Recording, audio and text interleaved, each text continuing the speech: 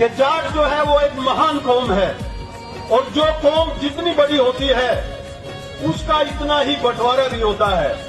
अगर किसी के घर में 8-10 आदमी हो, जैसे दादी चंद्रो कह रही थी, मेरी दादी नहीं बल्कि मेरी तो सास के बराबर है, मैं तोमर में ब्याह रखा हूं, वो कह रही थी कि अपने परिवार को बढ़ाओ। अगर परिवार बढ़ा होगा तो बंटवारा भी होगा, उससे घबराने की बात नहीं है। जाट का भी ऐसे ही बंटवारा हुआ है।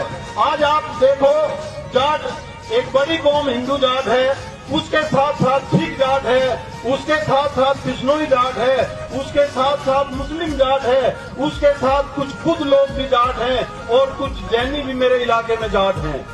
ये जाट महान समाज है, इसने अपने दिल को खोल के रखा, इसने किसी धर्म से जो है ना किनारा नहीं किया और इसने किसी महापुरुष से किनारा नहीं किया।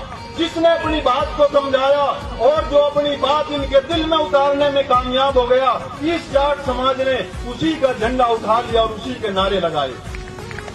इसलिए मैं आपसे ये विनती करता हूं, आप किसी भी धर्म में आस्था रखते हो, कोई दिक्कत नहीं है। आप अपने घर में किसी भी धर्म को मानते हो और आप किसी भी राजनीतिक पार्टी के कार्यकर्ता हो, लगे रहो। आप बीजेपी में लगे रहो, कांग्रेस में लगे रहो, आप चौटाला साहब के साथ रहो, कहीं भी रहो, कोई दिक्कत नहीं है। मुझे दिक्कत सिर्फ इस बात की है, जब बात समाज की हो, जब बात कौम की हो, छोड़ दो अपने धर्मों को, छोड़ दो अपनी पार्टियों को और एक झंडे के नीचे आ जाओ।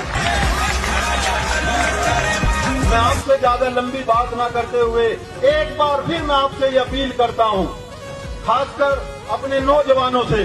सोशल मीडिया में भी ये बात बहुत उछलती है, बहुत लोग मेरे ऊपर भी कमेंट्स करते हैं कि इसके सर पे टोपी है, इसके चेहरे पे दाढ़ी है, ये ऊंचा पजामा पहने हुए है, ये कहां का जात है। मेरे भाइयों और मेरे बुजुर्गों और नौजवान साथियों, जितने इस दुनिया में हिंदू जाट हैं, मेरे ख्याल में उससे 2 गुना मुसलमान जाट हैं और सिख जाट जो हैं वो भी लगभग इनके बराबर ही है, थोड़े ही कम हैं।